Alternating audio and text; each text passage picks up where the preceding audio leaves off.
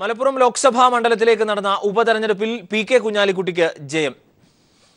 1,71,023 വോട്ടിന്റെ ഭൂരിപക്ഷത്തിലാണ് കുഞ്ഞാലിക്കുട്ടിയുടെ ജയം. LDF സ്ഥാനാർത്ഥി MB ഫൈസലിന് 3,44,307 വോട്ടുകൾ ലഭിച്ചു. BJPക്ക് നില മെച്ചപ്പെടുത്താനായില്ല. വോട്ടെണ്ണൽ തുടങ്ങി ആദ്യ മണിക്കൂറിൽ ലീഡ് നില വർദ്ധിപ്പിച്ച കുഞ്ഞാലിക്കുട്ടിക്ക് പിന്നീട് പുറകോട്ട് പോവേണ്ടി വന്നില്ല. 1,71,023 വോട്ടിന്റെ ഭൂരിപക്ഷത്തിലാണ് LDFിലെ MB ഫൈസലിനെ കുഞ്ഞാലിക്കുട്ടി പരാജയപ്പെടുത്തിയത്.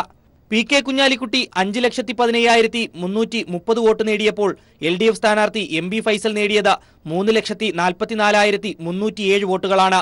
എന്നാൽ BJP സ്ഥാനാർത്ഥി N. ശ്രീപ്രകാശ് നേടിയത് 65,675 വോട്ട് മാത്രം. 2014 നടന്ന തെരഞ്ഞെടുപ്പിൽ E. അഹമ്മദിന് ലഭിച്ച 1,94,000 എന്ന ഭൂരിപക്ഷത്തിനോടെത്താൻ കുഞ്ഞാലിക്കുട്ടിക്കായില്ല. എന്നാൽ LDF വോട്ട് നില വർദ്ധിപ്പിച്ചു. നേരത്തേതിനേക്കാൾ 1,303 വോട്ടാണ് വർദ്ധിപ്പിച്ചത്. എന്നാൽ BJPക്ക് 970 എന്ന നേരിയ വർധനവുണ്ടാക്കാനേ കഴിഞ്ഞുള്ളൂ. മലപ്പുറം ലോക്സഭാ മണ്ഡലത്തിൽപ്പെട്ട 7 നിയമസഭാ മണ്ഡലങ്ങളിലും മികച്ച ഭൂരിപക്ഷം നേടാൻ കുഞ്ഞാലിക്കുട്ടിക്കായി. ഇതിൽ കൂടുതൽ ഭൂരിപക്ഷം നേടിയത് സ്വന്തം മണ്ഡലമായ വേങ്ങരയിൽ തന്നെയാണ്. 40,000 വോട്ടിന്റെ ഭൂരിപക്ഷമാണ് കുഞ്ഞാലിക്കുട്ടി വേങ്ങരയിൽ നേടിയത്. മലപ്പുറത്ത് 33,000 വോട്ടിന്റെ ഭൂരിപക്ഷവും, കൊണ്ടോട്ടിയിൽ 26,000 വോട്ടും, മഞ്ചേരിയിൽ 22,000, മങ്കടയിൽ 19,000, വള്ളിക്കുന്നിൽ 20,000 വോട്ടിന്റെ ഭൂരിപക്ഷം കുഞ്ഞാലിക്കുട്ടി നേടി. എന്നാൽ പെരിന്തൽമണ്ണയിൽ കുഞ്ഞാലിക്കുട്ടിക്ക് 10,000 കടക്കാനായില്ല. ഉപതെരഞ്ഞെടുപ്പിൽ മത്സരിച്ച കുഞ്ഞാലിക്കുട്ടിയുടെ അപരൻ 720 വോട്ടും ഫൈസലിന്റെ അപരൻ 1,698 വോട്ടും നേടി. നോട്ട 4,098 വോട്ട് നേടി മത്സരിച്ച 9 സ്ഥാനാർത്ഥികളിൽ 4ാം സ്ഥാനത്തുമെത്തി. ആകെ പോൾ ചെയ്ത വോട്ടിന്റെ 55.04% വോട്ട് UDFും 36.77% LDFും നേടി. എന്നാൽ BJP നേടിയത് വെറും 7.01% വോട്ട് മാത്രം. News desk people TV. ഇടതുപക്ഷത്തിനായി 1,00,000-ലേറെ വോട്ടുകൾ വർദ്ധിപ്പിച്ച MB ഫൈസലിന്റെ നേട്ടത്തിന് പത്തരമാറ്റിന്റെ തിളക്കം. CPIM-നെതിരായ കുപ്രചരണങ്ങൾക്കുള്ള മറുപടി കൂടിയായി ഫൈസൽ നേടിയ വോട്ടുകൾ.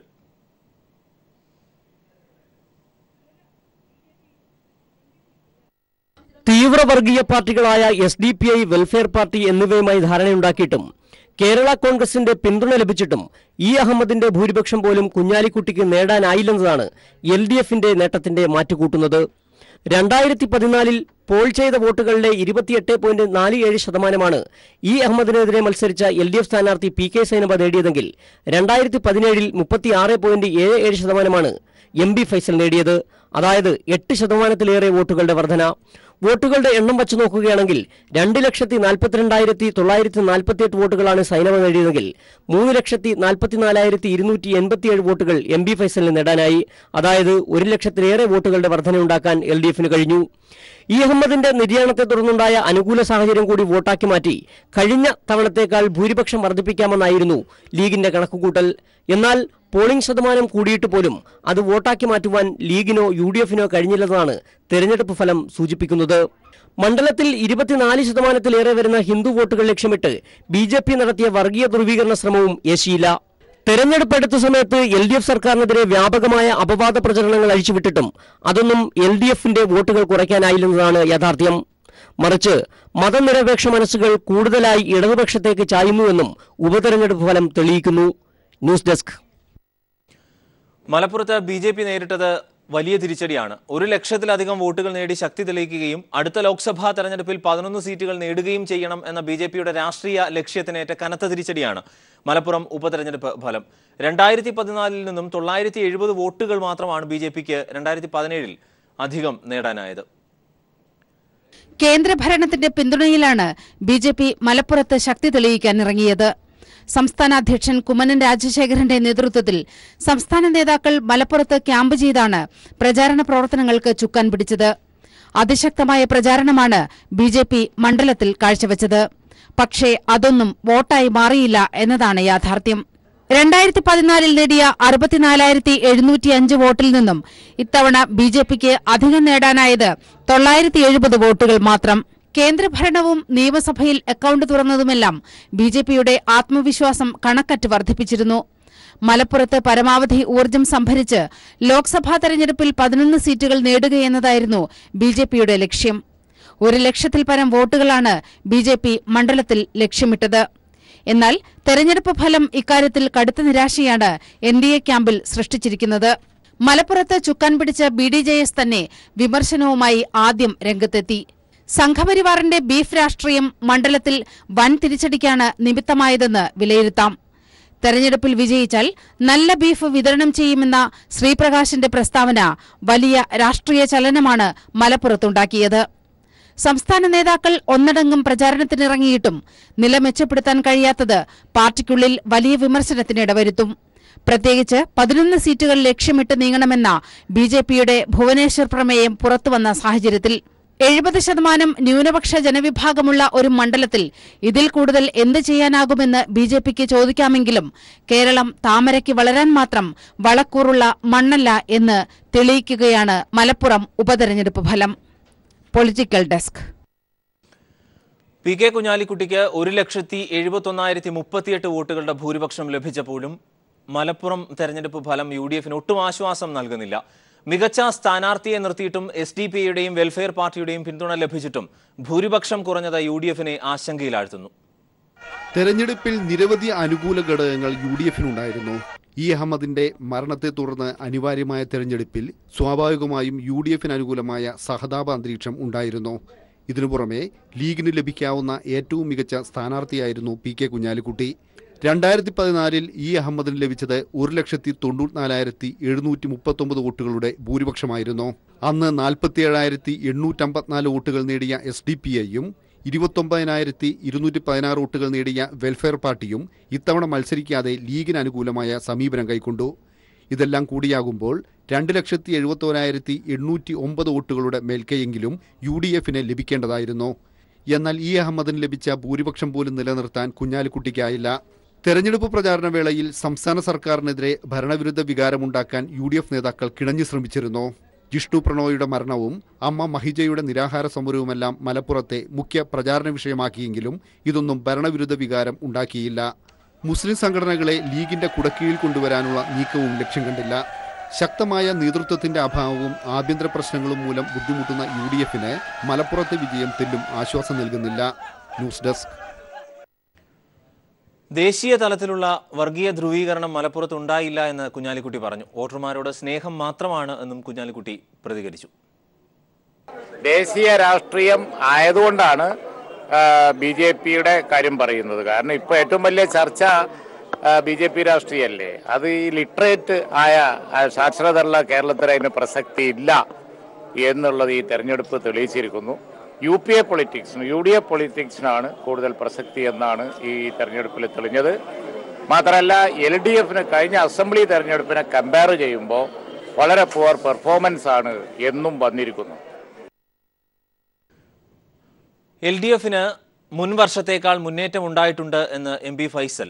ലീഗിന്റേത് വൻ വിജയമായി കണക്കാക്കാനാകില്ല. ശക്തി കേന്ദ്രങ്ങളിൽ പോലും ലീഗിന്റെ വോട്ട് വിഹിതം കുറഞ്ഞിട്ടുണ്ട് എന്നും MP ഫൈസൽ പറഞ്ഞു. 1,00,000-ലധികം വരുന്ന വോട്ടുകൾ കഴിഞ്ഞ തെരഞ്ഞെടുപ്പിനേക്കാൾ അധികമായി നേടിയെടുക്കാൻ ഇടതുപക്ഷത്തിൻ്റെ പ്രചാരണത്തിനും ഇടതുപക്ഷം മുന്നോട്ട് വെച്ച മതനിരപേക്ഷ രാഷ്ട്രീയത്തിനും സാധ്യമായി എന്നുള്ളതാണ് ഞങ്ങൾക്ക് തോന്നുന്നത്. അതോടൊപ്പം തന്നെ അത്ഭുതകരമായ ഒരു വിജയമായി UDFൻ്റെ വിജയത്തെ കാണാൻ വേണ്ടി കഴിയില്ല. കാരണം വളരെ ശക്തമായ അടിത്തറയുള്ള വോട്ടുള്ള ഒരുപക്ഷെ കേരളത്തിലെ 20 മണ്ഡലങ്ങളിൽ ഏറ്റവും ശക്തമായ UDF അനുകൂല മണ്ഡലം എന്നുള്ള നിലക്കാണ് മലപ്പുറം ലോക്സഭാ മണ്ഡലത്തെ കാണാൻ വേണ്ടി കഴിയുക. അതോടൊപ്പം തന്നെ വലിയ രൂപത്തിൽ UDF മുന്നോട്ട് വെച്ച രാഷ്ട്രീയ നിലപാടുകൾക്കപ്പുറത്ത് ഇവിടുത്തെ എല്ലാ SDP ഉൾപ്പെടെയുള്ള വർഗീയ സംഘടനകളുമായി പരസ്യമായി സഖ്യമുണ്ടാക്കാനും അവരുടെ വോട്ടുകൾ നേടിയെടുക്കുന്നതിനും വേണ്ടിയുള്ള വലിയ തീവ്ര വർഗീയ നിലപാടുകൾ രഹസ്യമായും പരസ്യമായും പ്രചരിപ്പിച്ചുകൊണ്ടാണ് ഈ തെരഞ്ഞെടുപ്പിനെ നേരിടാൻ ഇന്ത്യൻ യൂണിയൻ മുസ്ലിം ലീഗ് തയ്യാറായത്. LDF വോട്ടിലും ശതമാനത്തിലും വർധനയുണ്ടായി എന്ന് മുഖ്യമന്ത്രി പിണറായി വിജയൻ പറഞ്ഞു. UDF നേട്ടമുണ്ടാക്കാൻ കഴിഞ്ഞില്ല. BJP പുറകോട്ട് പോയി. സംസ്ഥാന സർക്കാരിനെതിരായ വിധിയെഴുത്തല്ല ഫലമെന്നും മുഖ്യമന്ത്രി പറഞ്ഞു. അപ്പോൾ മലപ്പുറം തെരഞ്ഞെടുപ്പ് ഫലം വന്നു കഴിഞ്ഞല്ലോ. കഴിഞ്ഞ ലോക്സഭാ തെരഞ്ഞെടുപ്പുമായി താരതമ്യപ്പെടുത്തിയാൽ UDFൻ്റെ വോട്ടും LDFൻ്റെ വോട്ടും താരതമ്യപ്പെടുത്തിയാൽ കാണാൻ കഴിയുക LDF വോട്ടിലും ശതമാനത്തിലും നല്ല വർധനവുണ്ടായി. എന്നാൽ UDFന് ആ രീതിയിൽ വർധന ഉണ്ടാക്കാൻ കഴിഞ്ഞില്ല. അതേസമയം BJPയുടെ വോട്ടിംഗ് ശതമാനം പുറകോട്ട് പോവുകയും ചെയ്തു. അപ്പോൾ തെരഞ്ഞെടുപ്പ് രംഗത്ത് കടുത്ത മത്സരം തന്നെയാണ് ഉയർന്നു വന്നത്. നല്ല മത്സരം നടത്താൻ കഴിഞ്ഞു. ഇതൊരു തരത്തിലും സംസ്ഥാന സർക്കാരിനെതിരെയുള്ള വിധിയെഴുത്തല്ല. കാരണം അവിടെ രണ്ട് കൂട്ടർ ശബ്ദിക്കാതിരുന്നിരുന്നു. ഒന്ന് SDPI, മറ്റൊന്ന് വെൽഫെയർ പാർട്ടി. അവരെല്ലാം കൂടി ചേർന്നിട്ടും UDFന് LDFൻ്റെ അത്ര നേട്ടമുണ്ടാക്കാൻ കഴിയാതിരുന്നത് അവർ പുറകോട്ട് പോയി എന്നുള്ളത് തന്നെയാണ് കാണിക്കുന്നത്. SDPIയുടെയും വെൽഫെയർ പാർട്ടിയുടെയും വോട്ടുകൾ മാത്രമാണ് UDFന് അധികമായി ലഭിച്ചത് എന്ന് CPM സംസ്ഥാന സെക്രട്ടറി കോടിയേരി ബാലകൃഷ്ണൻ. കഴിഞ്ഞ ലോക്സഭാ തെരഞ്ഞെടുപ്പിനേക്കാളും 1/4 ലക്ഷം വോട്ടിന്റെ ഭൂരിപക്ഷം UDFന് കുറഞ്ഞു. മലപ്പുറത്ത് ഹിന്ദു വോട്ടുകളുടെ ഏകീകരണത്തിനായുള്ള RSS ശ്രമത്തിനേറ്റ തിരിച്ചടിയാണ് എന്നും കോടിയേരി ചൂണ്ടിക്കാട്ടി. BJP രാഷ്ട്രീയത്തെ കേരളം നിരാകരിക്കുന്നു എന്നതിന് തെളിവാണ് മലപ്പുറം ഫലം എന്ന് കോടിയേരി ദില്ലിയിൽ പറഞ്ഞു. 1502 വോട്ടാണ് UDFന് വർദ്ധിച്ചത്. കഴിഞ്ഞ ലോക്സഭാ തെരഞ്ഞെടുപ്പിൽ SDPIക്കും വെൽഫെയർ പാർട്ടിക്കും കൂടി 77,069 വോട്ട് കിട്ടിയിരുന്നു. ആ 77,000 വോട്ട് UDFന് വർദ്ധിച്ചു എന്നതിൽ കവിഞ്ഞ് UDFന് യാതൊരു വർധനവും കഴിഞ്ഞ ലോക്സഭാ തെരഞ്ഞെടുപ്പിനെ അപേക്ഷിച്ചുണ്ടായിട്ടില്ല എന്നതാണ് ഈ കണക്ക് വ്യക്തമാക്കുന്നത്. BJP രാഷ്ട്രീയത്തെ കേരളം നിരാകരിക്കുന്നു എന്നതിൻ്റെ അസന്നിഗ്ധമായ പ്രഖ്യാപനം കൂടിയാണ് മലപ്പുറം ലോക്സഭാ ഉപതെരഞ്ഞെടുപ്പിൽ ഉണ്ടായത് എന്നത് അഭിമാനിക്കാൻ സാധിക്കുന്നൊരു കാര്യമാണ്. മതനിരപേക്ഷതയുടെ കൂടെയാണ് കേരളത്തിലെ ജനങ്ങൾ നിൽക്കുക. മതവർഗീയതയുടെ കൂടെ BJPയുടെ കൂടെ നിൽക്കുകയില്ല എന്ന് തെളിയിച്ചതും ഒരു പ്രധാനപ്പെട്ട കാര്യം തന്നെയാണ്. മലപ്പുറത്തെ ലീഗിന്റെ ജയം സ്വാഭാവികം മാത്രമെന്ന് VS അച്യുതാനന്ദൻ. LDFന്റെ തോൽവി സംബന്ധിച്ച കൂടുതൽ കാര്യങ്ങൾ പരിശോധിക്കുമെന്നും VS പറഞ്ഞു. ലീഗിന് ഭൂരിപക്ഷമുള്ള ഒരു മണ്ഡലമല്ലേ അത്. പൊതുവിൽ റിസൾട്ട് ഉള്ള അഭിപ്രായങ്ങൾ അപ്പോൾ പറയാം. ഇന്ത്യൻ സിനിമയിലെ വിസ്മയമായി രണ്ടാം ഊഴം യാഥാർത്ഥ്യമാകുന്നുവെന്ന് മോഹൻലാൽ. 1000 കോടി ബജറ്റിലിറങ്ങുന്ന ചിത്രം ലോക പ്രേക്ഷകരുടെ മുന്നിലെത്തുന്ന ഇന്ത്യൻ സിനിമയിലെ അത്ഭുതമായിരിക്കുമെന്നും മോഹൻലാൽ പറഞ്ഞു. ഭാരതത്തിന്റെ എഴുത്തുകാരനും ജ്ഞാനപീഠ അവാർഡ് ജേതാവുമായ MT വാസുദേവൻ നായർ ഓരോ മലയാളിയുടെയും ഇന്ത്യക്കാരൻ്റെയും അഭിമാനമാണ്. അദ്ദേഹത്തിൻ്റെ ഏറ്റവും മികച്ച കൃതിയായ രണ്ടാം ഊഴത്തിൽ അദ്ദേഹം മഹാഭാരത കഥ പറയുന്നത് ഭീമസേനന്റെ കാഴ്ചപ്പാടിലൂടെയാണ്. നിങ്ങൾ ഓരോരുത്തരെയും പോലെ മഹാഭാരത കഥകൾ കേട്ട് വളർന്ന ബാല്യമാണ് എൻ്റെയും. നമ്മുടെ ഓരോരുത്തരുടെയും ചിന്തയിൽ സംസ്കാരത്തിൽ ഗാഠമായി ഉറച്ചുപോയ ഇതിഹാസങ്ങളുടെ ഇതിഹാസമാണത്. മഹാഭാരതം പോലെ എന്നെ ആഴത്തിൽ സ്വാധീനിച്ച കൃതിയാണ് രണ്ടാം ഊഴം. എത്ര പ്രാവശ്യം ഈ നോവൽ വായിച്ചിട്ടുണ്ടെന്ന് പോലും എനിക്കറിയില്ല. ഇതിനിടയിൽ എപ്പോഴുമാണ് രണ്ടാം ഊഴത്തിന് ദൃശ്യാവിഷ്കാരം ഉണ്ടായിരുന്നെങ്കിൽ എന്ന് ആദ്യമായി മോഹിച്ചതും. ഒരു നടനും ഇന്ത്യക്കാരനും എന്ന നിലയിൽ ഈ കഥയും സിനിമയും ആഗോള പ്രേക്ഷകർക്ക് മുന്നിൽ എത്തിക്കാനുള്ളതാണ്. ഒരുപാട് കാലമായി നമ്മൾ കേൾക്കുന്ന സിനിമ ആവിഷ്കാരവുമാണ് രണ്ടാം ഊഴം. അന്ന് തൊട്ട് ഇന്ന് വരെ ഭീമനായി എൻ്റെ പേര് കേട്ടത് മഹാഭാഗ്യവും പുണ്യവുമാണെന്ന് ഞാൻ കരുതുന്നു. എന്നിൽ അർപ്പിച്ച വിശ്വാസത്തിന് ശ്രീ MT സാറിനോട് നന്ദി പറയുന്നു. ഈ ഇതിഹാസ സിനിമ ലോക പ്രേക്ഷകരുടെ മുന്നിൽ എത്തിക്കേണ്ടത് അതിൻ്റെ എല്ലാ ദൃശ്യ സൗന്ദര്യവും ആവാഹിച്ചുകൊണ്ടായിരിക്കണം. അതിന് ലോക നിലവാരത്തിനിണങ്ങിയ ബജറ്റ് ആവശ്യമുണ്ട്. അവിടെയാണ് ഭാരതത്തിൻ്റെ സാംസ്കാരിക തനിമ വിളിച്ചുവന്ന ഈ പ്രോജക്റ്റിൽ 1000 കോടി രൂപ നിക്ഷേപിക്കാൻ സന്നദ്ധനായ ശ്രീ BR ഷെട്ടിയെ പോലുള്ള ഒരു ആഗോള സംരംഭകന്റെ ദീർഘവീക്ഷണത്തെ ഞാൻ സല്യൂട്ട് ചെയ്യുന്നു. വരും തലമുറകൾക്കായി അദ്ദേഹം ഒരുക്കുന്ന ഈ സമ്മാനം ചരിത്രത്തിന്റെ ഭാഗമാകും. മഹാഭാരതത്തിനോടും സർവോപരി നമ്മുടെ രാജ്യത്തിന്റെ പാരമ്പര്യത്തിനോടുമുള്ള അദ്ദേഹത്തിന്റെ ഉറച്ച പ്രതിബദ്ധതയാണ് ഈ നിക്ഷേപത്തിന്റെ പിന്നിലെന്ന് ഞാൻ മനസ്സിലാക്കുന്നു. ഇന്ത്യയോട് അത്രമേൽ പ്രണയവും ഉത്തരവാദിത്വവും ദീർഘവീക്ഷണവുമുള്ള ഒരാൾക്ക് ദീർഘനാളായി ഈ പ്രോജക്റ്റ് യാഥാർത്ഥ്യമാക്കുന്നതിനായി പ്രവർത്തിച്ച ശ്രീ VA ശ്രീകുമാറിന്റെ തുടർച്ചയായ പരിശ്രമത്തിന്റെ ഫലവുമാണിത്. വർഷങ്ങളായി ഒരു പരസ്യ സംവിധായകൻ എന്ന നിലയിൽ അദ്ദേഹത്തെ എനിക്കറിയാം. ഈ സിനിമയെ സെല്ലുലോയിഡിൽ ഒരു ഇതിഹാസമാക്കി മാറ്റാൻ അദ്ദേഹത്തിന് കഴിയും എന്നെനിക്ക് ഉറപ്പുണ്ട്.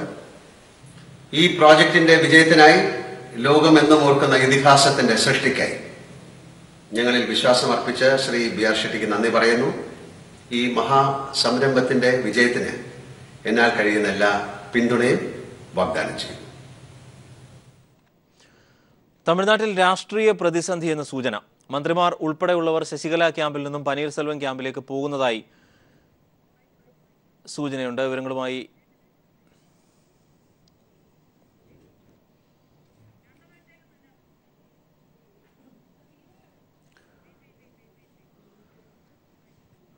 സംസ്ഥാനത്ത് വൈദ്യുതി നിരക്ക് വർദ്ധിപ്പിക്കാൻ റെഗുലേറ്ററി കമ്മീഷൻ തീരുമാനിച്ചു. യൂണിറ്റിന് 10 മുതൽ 30 പൈസ വരെ കൂട്ടാനാണ് തീരുമാനം. നിരക്ക് വർധന നാളെ മുതൽ നിലവിൽ വരും. 3 വർഷത്തിന് ശേഷമാണ് സംസ്ഥാനത്ത് വൈദ്യുതി നിരക്ക് കൂടുന്നത്.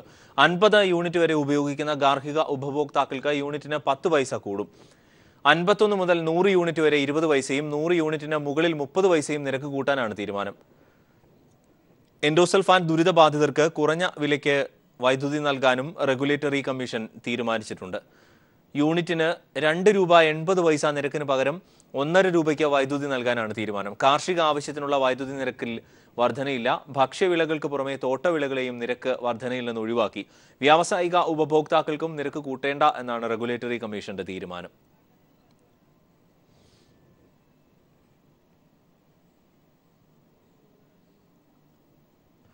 കഴിഞ്ഞ 6 വർഷമായി വേനൽക്കാലങ്ങളിൽ ഉപ്പുവെള്ളത്തിന്റെ ദുരിതം അനുഭവിക്കുകയാണ് കണ്ണൂർ കാട്ടാമ്പള്ളിയിലെ 1000-ലേറെ കുടുംബങ്ങൾ. ചെമ്മീൻ പാടത്തിലേക്ക് ഉപ്പുവെള്ളം ലഭിക്കാനായി വളപട്ടണം പുഴയിലെ കാട്ടാമ്പള്ളി ഷട്ടർ അധികൃതർ വേനൽക്കാലത്ത് തുറന്നു വെക്കുന്നതാണ് കുടിവെള്ളത്തിന് ഉപയോഗിക്കുന്ന ജലാശയങ്ങളെ മലിനപ്പെടുത്തുന്നത്. പ്രശ്നപരിഹാരത്തിന് അധികൃതർ തയ്യാറാകാത്തതോടെ ജനങ്ങൾ ശക്തമായ പ്രതിഷേധത്തിലാണ്. വേനൽക്കാലത്ത് വേലിയേറ്റത്തിന്റെ ഭാഗമായി കടലിൽ നിന്നും പുഴയിലേക്ക് ഉപ്പുവെള്ളം കയറുന്നത് ഒഴിവാക്കാനായാണ് വളപട്ടണം പുഴയിൽ കാട്ടാമ്പള്ളിയിൽ സ്ഥിരം ഷട്ടർ സംവിധാനം ഏർപ്പെടുത്തിയത്. നവംബർ മാസത്തോടെ ഈ ഷട്ടർ താഴ്ത്തിവെക്കും. ഇതോടെ പുഴയുടെ മേലെ ഭാഗങ്ങളിലേക്ക് ഉപ്പുവെള്ളം കയറില്ല. കൃഷിക്കും കുടിവെള്ളത്തിന്റെ ഉപയോഗത്തിനും ഷട്ടർ ഏറെ പ്രയോജനപ്പെട്ടു.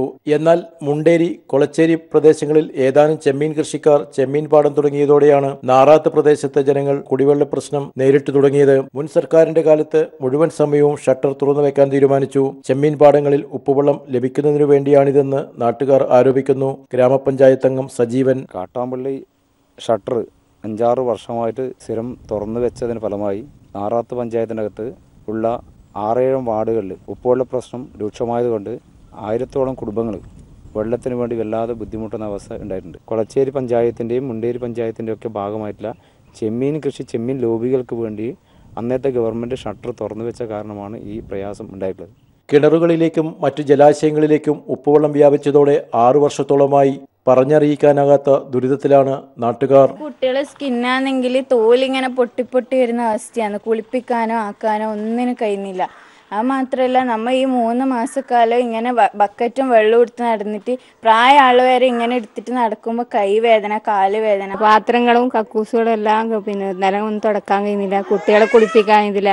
അപ്പം നമ്മളെന്താ ചെയ്യേണ്ടത്? ഇങ്ങനെ ആകുമ്പോൾ 8 വർഷമായി നമ്മളിങ്ങനെ ഇവിടുന്ന് കഷ്ടപ്പെടുന്നു. നമ്മൾ വെള്ളം കടത്താൻ പോകുന്നത് തന്നെ ദൂര സ്ഥലത്തിനാണ്. അപ്പോൾ ചെറിയ മക്കളെയും പ്രായമായ ആൾക്കാർ എല്ലാം ആക്കിയിട്ടാണ് നമ്മൾ പോകുന്നത്. കുടിവെള്ളം ലഭിക്കാൻ ബദൽ സംവിധാനങ്ങളൊന്നും ഇവിടെയില്ല.